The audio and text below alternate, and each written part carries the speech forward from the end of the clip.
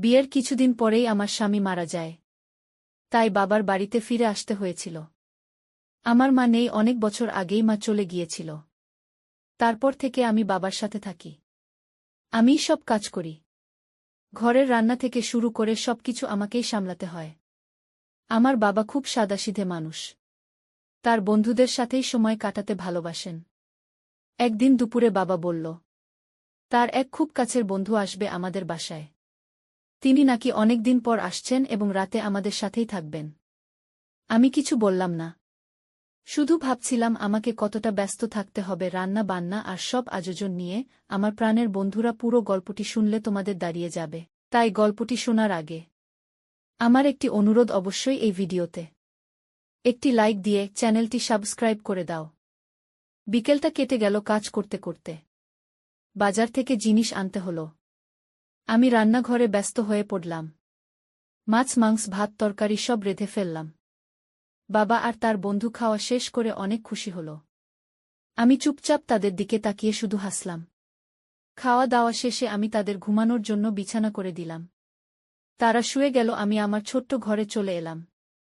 সারাদিনের ক্লান্তি শরীরে ছিল। চোখ বন্ধ হতেই ঘুমিয়ে পড়লাম। কিন্তু রাতের গভীরে আমার মনে হলো যেন কেউ আমার ঘরে ঢুকল। চোখ মেলে কিছুই দেখতে পেলাম না, শুধু অনুভব করলাম কারো ছায়া ধীরে ধীরে সে কাছে এগিয়ে এলো। আমার শরীর কেঁপে উঠল। কিছু বুঝে ওঠার আগেই সে আমাকে স্পর্শ করল। আমার নিঃশ্বাস থেমে গিয়েছিল এক মুহূর্তের জন্য। আমি অবাক হয়ে গেলাম, কিন্তু নিজেকে সরাতে পারলাম না। সে আমাকে জড়িয়ে ধরল। আমার কানে ফিসফিস করে কিছু বলল। তারপর হঠাৎ আমার ঠোঁটে আলতো চুমু রাখল। আমি স্তব্ধ হয়ে গেলাম। কিন্তু আমি অনেকদিন ধরে একা ছিলাম, তাই আমার অনেক ভালো লাগছিল। মনে হচ্ছিল এ রাত যেন শেষ না হয়ে যায়। হঠাৎ আমি এবার বুঝে ফেলেছি যে লোকটা আমার বাবার বন্ধু। গত রাতের সেই ঘটনার পর আমার ভেতরটা কেমন অদ্ভুত হয়ে গিয়েছিল। আমি চোখ মেলেই দেখলাম সকাল হয়ে গেছে। সূর্যের আলো জানালা দিয়ে ভেতরে ঢুকছে। কিন্তু আমার শরীর আর মন এখনও কেঁপে উঠছিল গত রাতের স্পর্শে। আমি বিছানা ছেড়ে উঠলাম। কাজে মন দিতে চেষ্টা করলাম। কিন্তু বারবার মনে হচ্ছিল সেই মুহূর্তটা আবারও ঘটছে। আমার ঠোঁটে যেন এখনও তার চুমুর উষ্ণতা লেগে আছে। আমি রান্নাঘরে ব্যস্ত ছিলাম। এমন সময় বাবার বন্ধু এসে দাঁড়াল দরজার পাশে। চোখে এক অদ্ভুত হাসি। আমি কিছু বলতে পারছিলাম না। মনে হচ্ছিল বুকের ভেতর সব কথা আটকে গেছে। সে ধীরে ধীরে এগিয়ে এলো। আমাকে বলল কাল রাতের জন্য ভয় পেতে না। সে শুধু আমার একাকিত্ব বুঝতে পেরেছিল। তার কথা শুনে আমার চোখে পানি চলে এলো। আমি কাঁপা গলায় বললাম, আমি অনেক দিন ধরে একা ছিলাম। সে আমার হাত ধরে ফেলল। আমি আর হাত সরাতে পারলাম না। তার চোখের দিকে তাকিয়ে থাকতেই বুকটা কেমন উষ্ণ হয়ে উঠল। আমার মনে হচ্ছিল এতদিন ধরে আমি যার খোঁজ করছিলাম সে যেন এই মানুষটাই। সেদিন দুপুরে আমি যখন একা ছিলাম তখন হঠাৎ সে আবার এসে দাঁড়াল।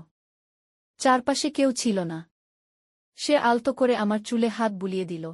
আমি চোখ বন্ধ করতেই তার বাহুর মধ্যে হারিয়ে গেলাম। মনে হচ্ছিল যেন পৃথিবীর সব কষ্ট দূর হয়ে গেছে। আমরা চুপচাপ দাঁড়িয়েছিলাম। কথা ছিল না, তবুও হৃদয়ের ভেতর দিয়ে কথা চলছিল। সে আমার কপালে চুমু দিল। আমি চোখ নামিয়ে ফেললাম। কিন্তু ভেতরে এক অদ্ভুত সুখ কাজ করছিল। বিকেলের পর আমরা একসাথে বসে গল্প করলাম। আমরা দুজনেই হাসছিলাম। অনেক সহজ কথাও তখন খুব মিষ্টি মনে হচ্ছিল। আমি টের পেলাম আমাদের মাঝে এক অদৃশ্য টান তৈরি হয়েছে, যেটা আমি আগে কখনো অনুভব করিনি। রাত হলে সবাই ঘুমিয়ে পড়ল। কিন্তু আমার চোখে ঘুম আসছিল না। আমি বিছানায় শুয়ে শুধু ভাবছিলাম, সে কি আবার আসবে আমার কাছে, নাকি কাল রাতটাই ছিল একবারের মতো। হঠাৎ দরজা হালকা শব্দ করে খুলল। আমি চমকে তাকালাম। সে দাঁড়িয়ে আছে দরজায়। আমার চোখে চোখ রাখতেই সব প্রশ্নের উত্তর পাওয়া গেল। সে ধীরে ধীরে আমার কাছে এলো। আমার হাত ধরল। আমি নিজেকে সরাতে পারলাম না। তারপর সে আমাকে জড়িয়ে ধরল। আমি যেন আবার বেঁচে উঠলাম। আমি বুঝতে পারলাম এটা শুধু কোনো মুহূর্ত নয়। এটা আমাদের নতুন সম্পর্কের শুরু, যেখানে থাকবে বন্ধুত্ব, ভালোবাসা আর অনেক মিষ্টি অনুভূতি। এভাবেই আমাদের দ্বিতীয় রাত শুরু হলো। আমার মনে হচ্ছিল আমি আবার নতুন জীবন খুঁজে পাচ্ছি। একাকিত্ব ভেঙে আবার আলো ফিরে আসছে। দ্বিতীয় রাতের সেই ঘটনার পর সকালে ঘুম ভাঙতেই আমার মনটা কেমন আলো ঝলমল লাগছিল। আমার মনে হচ্ছিল আমি যেন নতুন কেউ হয়ে গেছি। বিয়ের পর যে ভালোবাসা আর স্নেহ আমি হারিয়েছিলাম সেটা আবার ফিরে এসেছে। আমি রান্নাঘরে নেমেই খেয়াল করলাম বাবার বন্ধু আমাকে দেখছে। চোখে তার অদ্ভুত মমতা আর হাসি। আমি চুপচাপ কাজ করছিলাম কিন্তু মনটা কাঁপছিল। কারণ আমি জানতাম আজ আবার কিছু নতুন হতে পারে। খাওয়া দাওয়া শেষে বাবা আর উনি গল্পে মশগুল হয়ে গেলেন। আমি এক কোণে বসে শুধু তাদের কথা শুনছিলাম। কিন্তু তার চোখ বারবার আমার দিকে চলে আসছিল।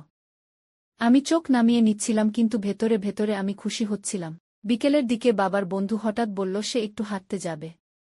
আমি কাপড় শুকাতে যাচ্ছিলাম তখনই সে বলল তুমি কি আমার সাথে যেতে চাও? আমি কিছুক্ষণ চুপ করে থেকে মাথা নাড়লাম। আমরা দুজন একসাথে বাড়ির পেছনের পথ ধরে হাঁটতে লাগলাম। পাখির ডাক আর হাওয়ার শব্দ মিলেমিশে এক অদ্ভুত পরিবেশ তৈরি করেছিল।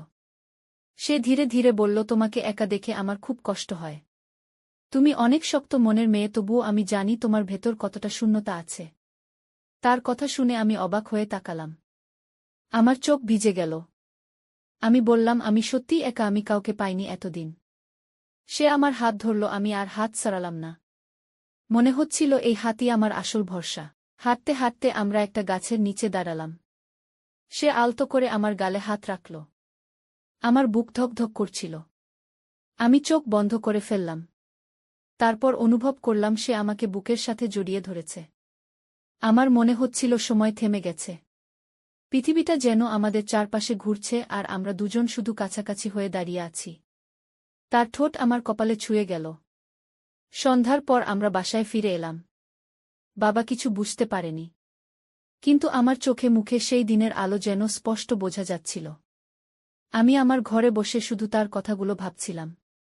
রাতের খাবারের পর আমি বিছানায় শুয়ে পড়লাম। কিন্তু ঘুম এলো না। আমি জানতাম সে আসতে পারে। আমার বুক কাঁপছিল কিন্তু মন চাচ্ছিল আবারও তার কাছে যেতে। হঠাৎ দরজা খুলে গেল। সে ভেতরে এলো। আমার দিকে তাকিয়ে হাসল। আমি বিছানা থেকে উঠে দাঁড়ালাম। সে ধীরে ধীরে এগিয়ে এসে আমার হাত ধরল। আমরা দুজন একে অপরের চোখে তাকালাম। কোনো কথা ছিল না। কিন্তু আমাদের নিঃশ্বাসের সব কথা ভেসে উঠছিল।